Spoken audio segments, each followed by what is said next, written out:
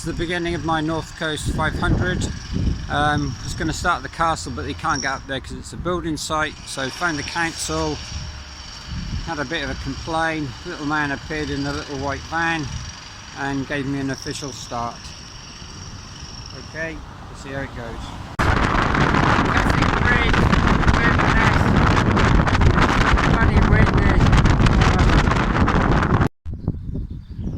Guys, that's my first NC 500 sign, so I must be doing something right. Guys, the start of day 2, hopefully it'll be a better day than yesterday. Weather looks good over there, so here we go. Right guys, this is me gonna cycle up towards Applecross. Need to make sure that I get my souvenir sticker before I set off. 5 minutes of Scottish scenery and I'm bloody freezing and had enough. Start of day 3. I think it's going to be a long day. 75 miles it says in me book, but bloody hell. That's an hour I've cycled from Gairloch and more of the Scottish countryside. Morning, I think this is the start of day 4, could it be? I don't know, but anyway, first stop. But he lies, he stopped a lot more times than this. Now this is more like it. If you, instead of cycling, you could just park your camper van up and look at the scenery.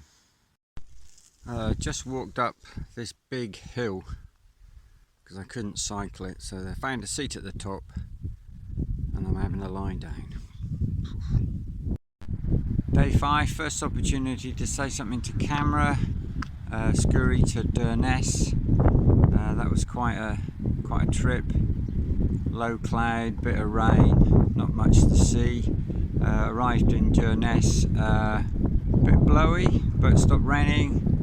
Really pleasant, really good. 3 cups of coffee and a chicken toasty. So I'm off to Tongue, which is 30 miles away, which is maybe a bit far, but we'll see what happens. A bit better for day 4's video of the day, eh? It's alright. Got to cycle up there though. So, end of day 5, I think it is. So this is a bit of a kit explosion in the tent. I'll go through what not to take and what not to do at the end of the trip, but had 2 bottles of cider, which is probably a mistake. This will be tea tonight. Some pasta stuff and some sauce. Started day 5, left campsite and it was raining, so 3 miles in it stopped raining, so sun's come out, so looking good. I'm not sure where we're going to end up today. We'll see. Guys, start of day 6, John O'Groats, and I think I'll go back inland to Hemsdale looking for gold.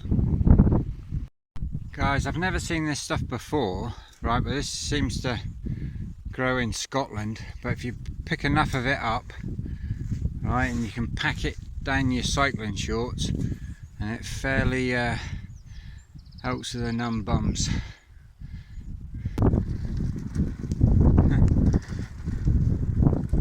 Guys, this is about as daring as I'll get with some action movie shots. This is the A897, could it be, to Hemsdale? So, there you go, look at that.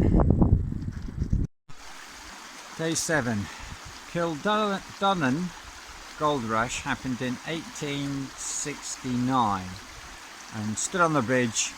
This is what I found this morning. Just sitting there under the water. Wow. Let the new gold rush begin. Sat here at the top, just getting over the excitement of my gold find, waiting for the train to go by so I can wave to all the passengers. Bloody hell, it's hailing, eh?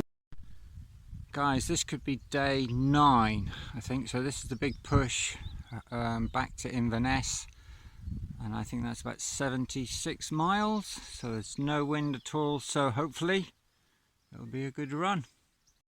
Guys, I've just cycled from up there, heading towards Bonner Bridge now. Can you see the castle on the hill?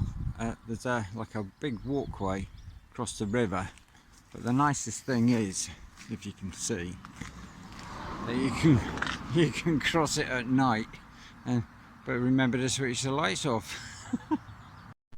Guys, just cycled up. I think it's called the Struy, according to this, whatever that is.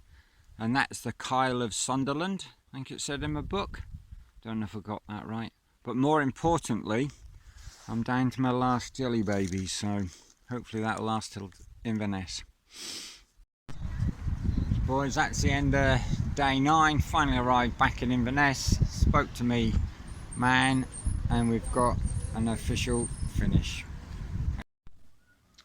Guys, this is all the stuff I took, right? 13 maps, Jetboil, SAS, emergency food, another stove in case the pans didn't fit onto the Jetboil, the pans which I never used, the little box for me gold that I found, loads of poly bags to put all stuff in, my poo scoop, right, which we needed. All this stuff here, didn't need any of that except for the battery charger, my spare glasses I didn't need, waterproof socks which took never wore, my warm coats, which is 1, 2, 3 of them, or 2, my extreme water waterproof coat, which I took in case I got caught in any downpours, which I did, but I never put the bloody thing on. 2 cycling jackets, 3 cycling t-shirts, only needed 1. My dress trousers, why took them, I have no idea. Warm hat, cycling shoes, toilet bag, don't need to take any of that, just a toothbrush, inner tubes, oil, bits and bobs for the bike, my diary, my 13 maps, we spoke about that.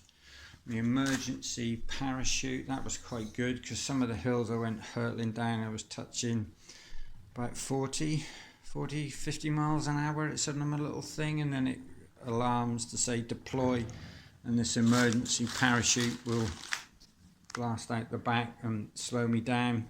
That was quite good. I used that a couple of times because some of the hills I went down were horrendous. And then we go around here, and then we've got the rear panniers, waterproof trousers which I decided to wear when it was starting to rain, my sleeping bag, my stadium seat, my pee bottle, the dress shoes which didn't need to take, emergency blanket, water bottles, that's my tent, the front panniers and my thermarest. So the total weight of all of it was about 32 kilos, and I don't think I needed half of it. But anyway, so next time I'll know. All right, cheers.